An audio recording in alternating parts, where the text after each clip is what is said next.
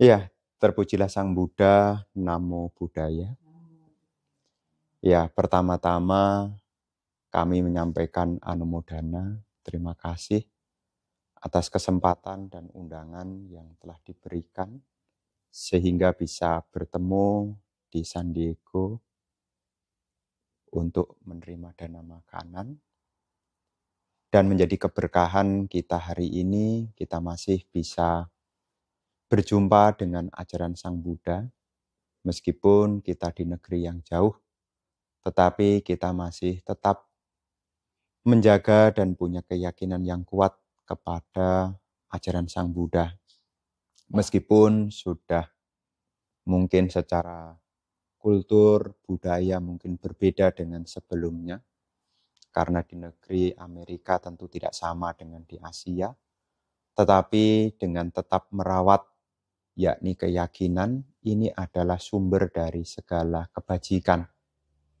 Ada di dalam salah satu sutta di dalam Anguttara Nikaya kelompok 3 tentang nasihat orang yang bijaksana.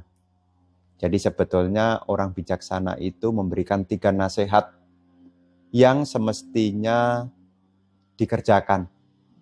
Karena kalau dikerjakan tidak akan menimbulkan penyesalan dan jika dikerjakan akan mendatangkan yaitu keberkahan. Jadi ada 3 nasihat yang diberikan oleh orang yang bijaksana. Yang pertama, orang bijaksana menganjurkan untuk berdana. Jadi dalam kehidupan ini ada 3 nasihat yang disampaikan oleh orang yang bijaksana. Yang pertama adalah perihal tentang berdana. Berdana ini adalah ajaran yang paling awal yang disampaikan oleh orang bijaksana. Ya, seperti apa yang hari ini telah dilakukan. Ya, mengundang para bante ke rumah untuk menerima dana makan. Ini merupakan bentuk dari praktek nyata dari anjuran yang disampaikan oleh orang bijaksana. Jadi yang pertama orang bijaksana menganjurkan yakni berdana. Kenapa? Karena buah dari memberi ini akan mendatangkan pada kesejahteraan. Jadi orang bijaksana dimanapun ya menganjurkan untuk memberi. Jadi kalau di kesempatan yang baik, kemudian ada kesempatan untuk berdana, itu sebetulnya adalah keberkahan. Ya seringkali di masyarakat itu orang merasa senang, yaitu menerima. Ya kadang-kadang orang berpikir, aduh dia lebih beruntung ya daripada saya. Kenapa? Oh dia bisa menerima ini, dia bisa menerima itu. Tapi secara dhamma yang lebih beruntung itu bukan si penerima. Yang lebih beruntung adalah si pemberi. Kenapa? Kalau si penerima ini hanya memetik karma baik. Ya, jadi kalau kita hanya menerima itu seperti halnya orang datang ke ATM, ya, tarik saldo, tarik saldo, tarik saldo. Kalau kita memberi, ya memang kelihatannya kehilangan. Ya kalau kita kirim uang ke bank gitu ya, kan kita dari rumah bawa duitnya disetor. Nah, secara kasat mata duit kita hilang. Ya. Tapi secara hitung-hitungan sebetulnya apa yang kita bawa ke bank yang sudah ditabung, ya itu menjadi saldonya. Makanya orang bijaksana itu selalu mengingatkan jangan sampai kita berpuas hanya menerima. Makanya orang bijaksana ini sangat ya karena kasih sayang ya mengingatkan ya jangan sampai kita hanya merasa senang, oh terima ini, terima itu. Nah, makanya orang bijaksana mengajarkan yang pertama adalah praktek yang dianjurkan adalah memberi. Ya, kenapa? Ya ini untuk kita sendiri.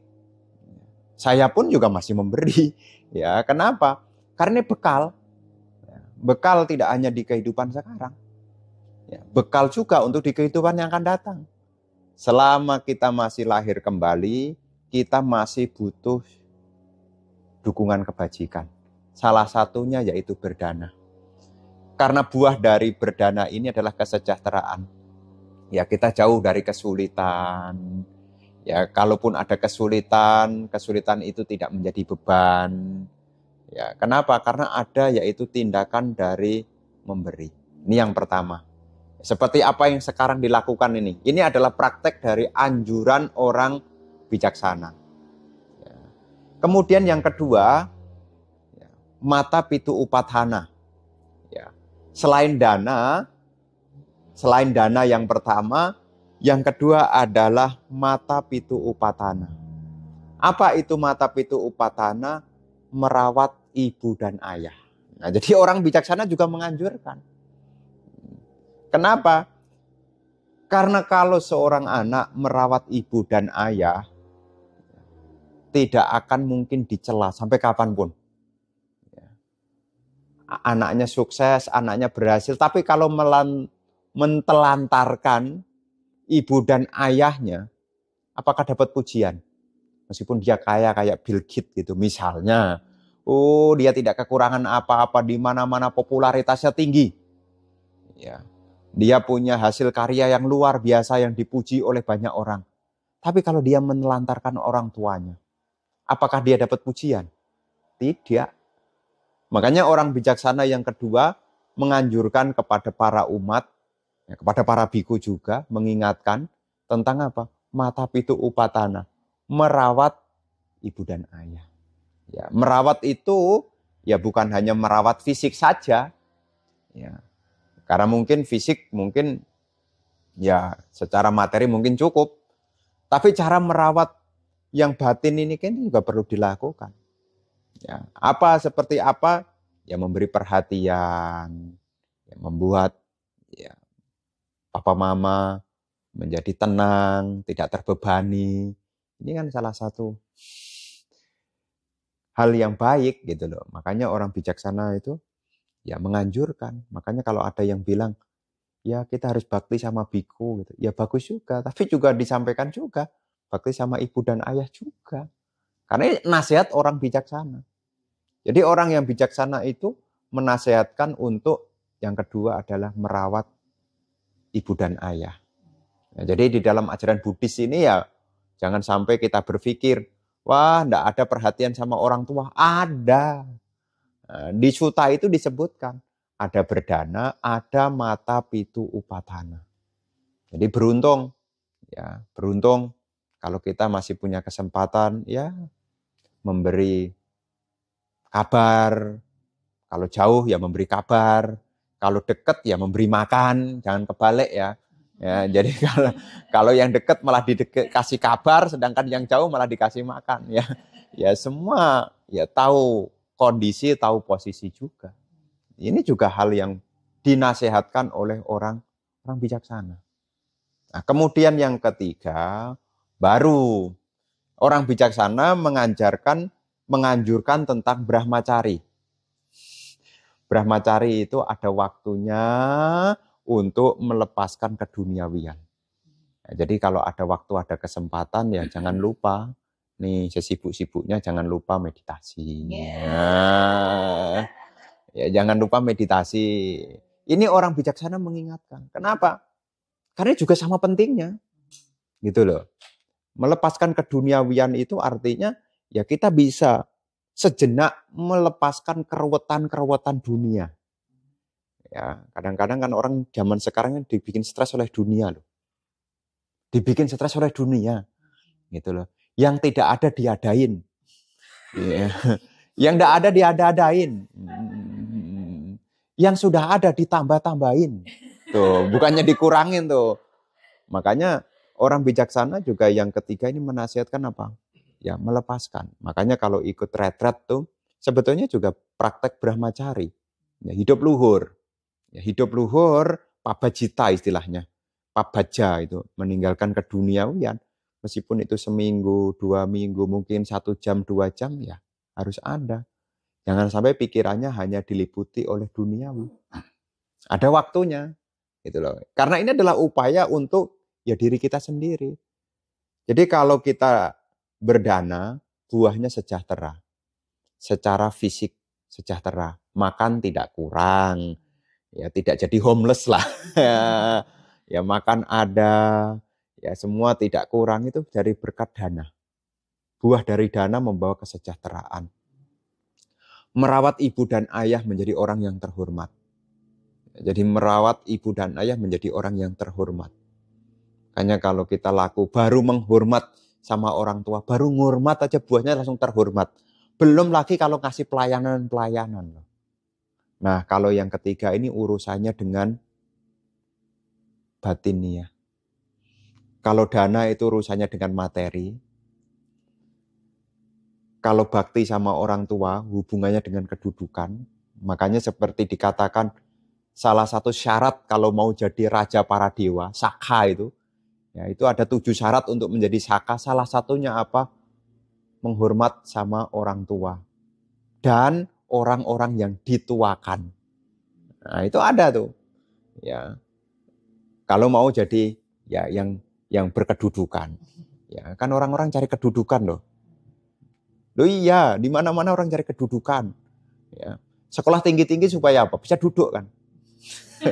Duduk jadi manajer, duduk jadi ya pokoknya di dalam tempat itu ada kedudukan, jadi gubernur, jadi pejabat, itu kan punya kedudukan, jadi anggota dewan. Ya, ini kan kedudukan. Tapi urusan yang ketiga, pabaja ini adalah pelepasan duniawi. Makanya ada waktu, ada kesempatan ya jangan lupa meditasi. Ya. Kenapa? Ini untuk memaintain kita punya pikiran. Karena pikiran kita ini seperti rumah. Ya, pikiran kita seperti rumah. Rumah itu selain ada pintu, ada jendela.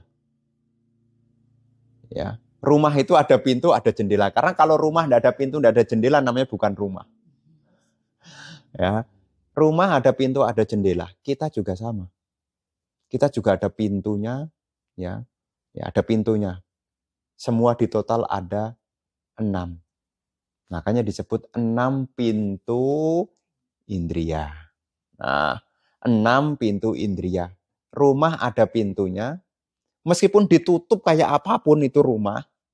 Ya, contohnya rumah ini mungkin ditinggal beberapa saat, mungkin sebulan, 2 bulan, enggak ditempatin. Apa yang terjadi? Debu-debu bisa masuk.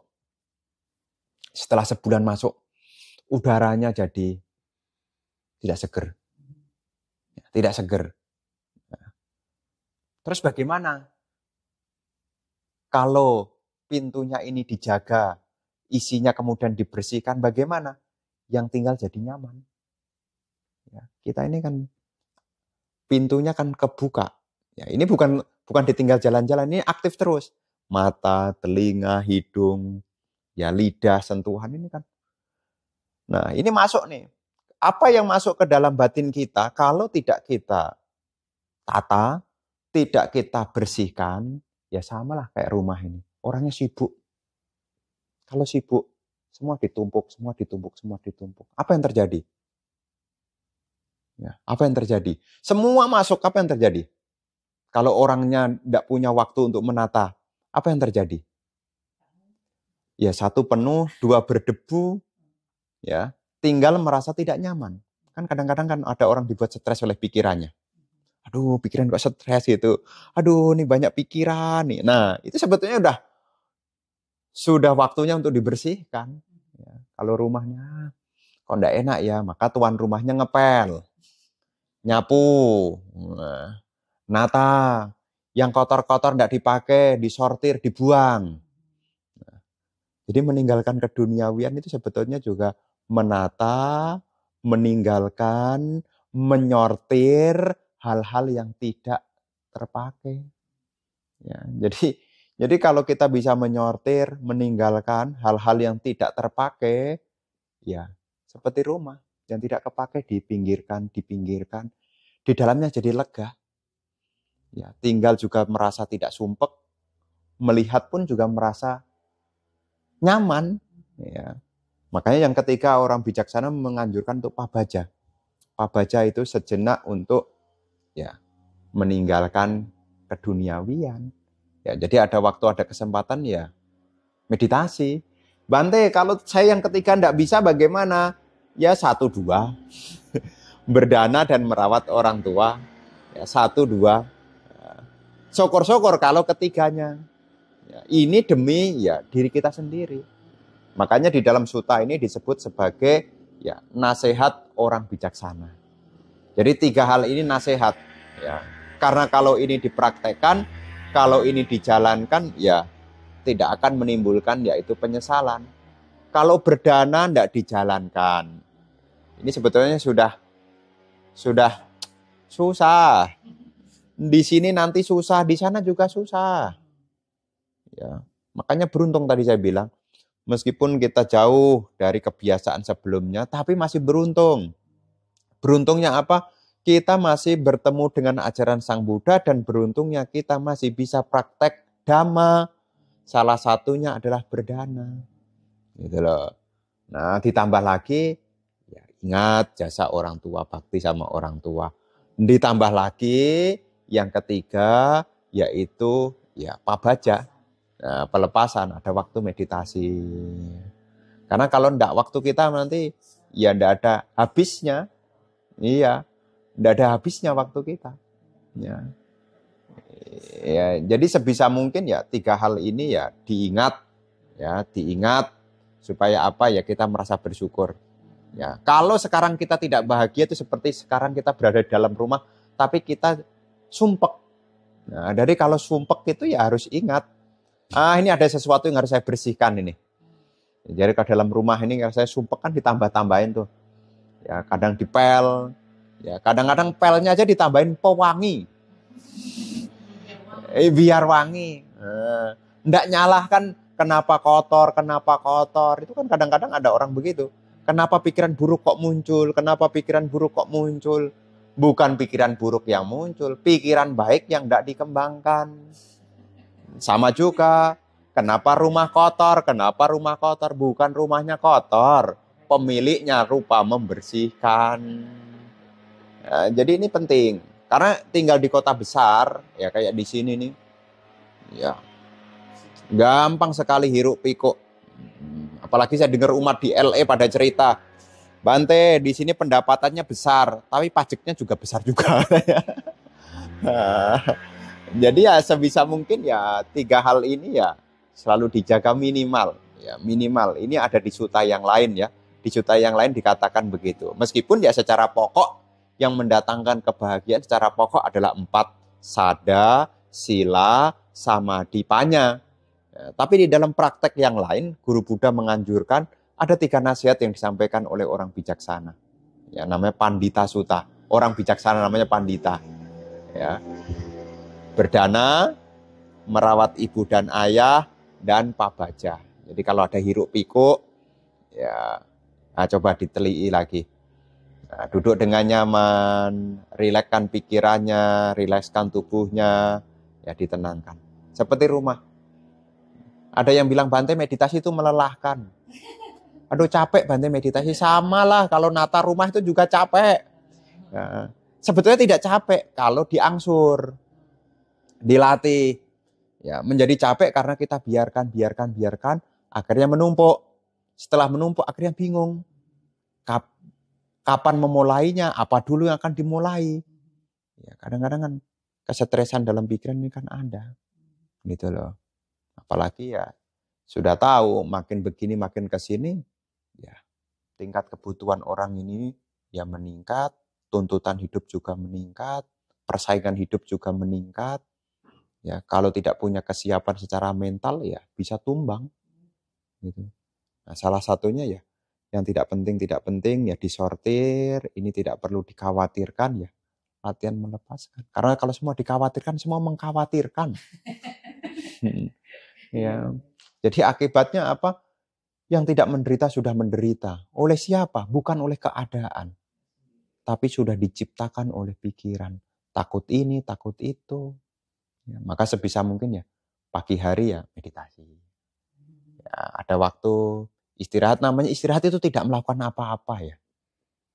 Namanya istirahat itu tidak melakukan apa-apa. Namanya istirahat. Nah, zaman sekarang bukan istirahat, bunuh waktu. Waktunya dihabisin gitu. Ya, ini istirahat, buka HP gitu. Buka HP, nonton YouTube gitu ya.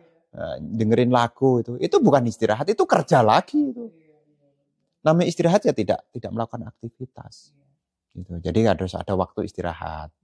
Ya, ada waktunya, kalau itu waktunya istirahat ya HP apa diletakkan dulu. Ya, perhatikan ya. Manusia itu awalnya dibuat stres. Itu karena mereka mulai bisa berbicara. Awalnya manusia stres itu karena dimulai bisa berbicara. Makanya kita dibikin stres karena salah bicara. Karena dikatakan ini, nanti kalau buka buku ya, penemuan terbesar manusia, ya penemuan terbesar manusia itu bukan mesin uap loh. Penemuan terbesar manusia adalah api. Api. Ketika manusia pertama yang sudah menemukan tentang api, di situ mereka mulai berkumpul. Nah, di situ mulai mereka berbicara. Dan ketika berbicara sampai sekarang berkembang. Ya. Dulu apinya di bawah, sekarang apinya di atas. Ya, di kafe-kafe itu kan lampunya di atas. jadi sekarang yang membuat kita stres itu ya karena kita yang menciptakan itu. Makanya salah berbicara, karena penemuan terbesar manusia adalah api. Kemudian manusia berkumpul, di situ mulai berkomunikasi. Ketika berkomunikasi, di situ berbicara. Suami istri masalah dari mana? Salah bicara.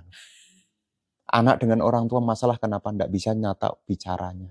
Termasuk kita dengan diri sendiri juga masalah karena tidak bisa menata bicara kita. Makanya kita juga harus hati-hati, tidak hanya berbicara kepada orang lain, termasuk juga berbicara dengan diri sendiri. Gitu loh. Jadi jangan sampai ya kita lupa untuk menyortir, membersihkan hal-hal yang tidak perlu dalam pikiran kita. Karena kalau kita khawatirkan semuanya ya tidak ada habisnya. Ini kurang, itu kurang. Ya. Jadi yang kecil bisa jadi tambah besar, yang sudah besar jadi makin besar. Makanya orang bijaksana juga selain mengingatkan kesejahteraan, selain mengingatkan bakti, orang bijaksana juga selalu mengingatkan untuk ya mengkoreksi. Kalau ada pikiran-pikiran yang tidak baik, ya harus ditinggalkan. Makanya kan di dalam uraian yang lain dikatakan ada yang disebut perintang. Ya, perintang itu yang membuat kita tidak jadi berkembang. Ya, ada yang merintangi kita. Jadi manusia itu sebetulnya yang merintangi dikatakan di sana salah satunya adalah keraguan-raguan, wicikicca. Jadi salah satunya. Kita sebetulnya sudah bisa, hanya ragu-ragu. Gitu loh, ragu-ragu. Masih tidak punya keyakinan, ragu-ragu. Ya, tapi kalau kita punya keyakinan, ya kita akan berkembang. Ya ini 3 nasihat yang sekiranya bisa diingat tidak panjang. Ya sebagai satu pengingatan. Ya, kita bisa bersyukur dalam hidup ini kita sudah praktek, yaitu berdana, bersyukur juga dalam hidup ini juga masih ingat bakti kepada orang tua, dan bersyukur juga dalam hidup ini kita juga dikenalkan untuk melihat ke dalam diri, ya, untuk meninggalkan noda-noda batin. Seperti rumah, sudah punya rumah, ya bukan selesai urusannya. Sudah punya rumah harus bisa membersihkan rumah, harus bisa menata rumah. Kenapa? Karena di situ kita tinggal. Rumah yang kita tinggal ini kan kita tidak bawa selama-lamanya. Ya, ke LA rumah di San Diego tetap San Diego. Tidak bisa ikut orangnya ke LA kemudian rumahnya ikut nyusul ke LA gitu. Rumahnya di San Diego ditinggal pergi ke LA rumahnya ikut, kan tidak mungkin. Ya, rumah materi kita tidak bawa. Tapi pikiran ini kemana-mana tidak bisa. Tidak kita bawa. Dah pikiran yang buruk, kamu di San Diego aja ya. Ya. Saya mau ke LA supaya saya ketemu teman-teman tampak bahagia gitu kan tidak bisa. Mau pikiran baik, pikiran buruk, ya akan terbawa. Makanya kalau rumah materi bisa kita ya tidak kita bawa, ya tapi rumah pikiran ini selamanya kita bawa. Karena kemana-mana kita selalu membawa pikiran kita. Seluruh aktivitas kita. Ya, pikiran ini kalau pikirannya baik, ya tutur katanya baik, perilakunya baik, buahnya kebahagiaan. Tapi kalau pikirannya buruk, ya ucapannya jadi buruk. Perilakunya juga buruk. Ya, yang mengikuti apa? Ya ketidakbahagiaan. Ya, makanya dengan kita bertemu dengan Dhamma dalam ajaran ini adalah keberkahan. Jadi rawatlah Dhamma, ya, dan syukur-syukur Dhammanya juga diwariskan kepada anak-anaknya. Jangan hanya memberi harta materi. Ya, jangan kalau di Jakarta jangan cukup hanya menyediakan ruko, toko, angpau, deposito, tapi juga harus dikenalkan kepada Dhamma. Itu seperti halnya Guru Agung Buddha. Ya, ketika Rahula mengunjungi Sang Buddha, ketika Sang Buddha datang ke Pelawastu, ya Rahula itu kan meminta, oh ayah berikanlah harta kepadaku supaya aku nanti bisa menjadi raja. Apa yang dilakukan oleh Sang Buddha? Saya akan memberikan yang saya temukan di bawah pohon Bodhi. Karena inilah yang akan membebaskan diri dari penderitaan. Sama juga, nanti di sini juga sama. Jadi jangan sampai dibikin stres hanya meninggalkan materi, tapi tidak meninggalkan berupa harta, berupa Dhamma. Nah, jadi penting juga ya untuk anak cucu Bante, kasih deposito, kasih ruko, kasih angpo, ya bagus juga. Tapi juga jangan sampai lupa, yaitu dikasih warisan berupa Dhamma juga. Karena warisan Dhamma itu berupa keyakinan, berupa moralitas, berupa rasa malu untuk berbuat jahat, tahu akibat dari keburukan, punya pengetahuan, punya kemurahan hati, dan punya kebijaksanaan. Itu juga kekayaan Arya itu. Nah, itu warisan. Ya, sebisa mungkin lah. Ya, jadi jangan sampai hanya memberi harta materi. Karena harta materi itu ya memang berguna. Tapi sikap mental itu jauh lebih penting. Gitu. Ya, ini yang saya sampaikan tidak panjang. Karena kalau kepanjangan nanti ya. Ya. Ya, sekian terima kasih. Ya, semoga keberkahan menyertai. Jangan terima kasih dulu. Semoga keberkahan menyertai keluarga. Ya, semoga terus berkembang di dalam kebaikan, punya bakti pada orang tua, dan yang terpenting juga bisa melatih di dalam pengembangan batin, mengikis loba dosa moha. Semoga semuanya berbahagia. Makasih Bante. Makasih Bante. Nanti kalau ada kesekiannya kaget di sini. Nanti saya. Iya Bante.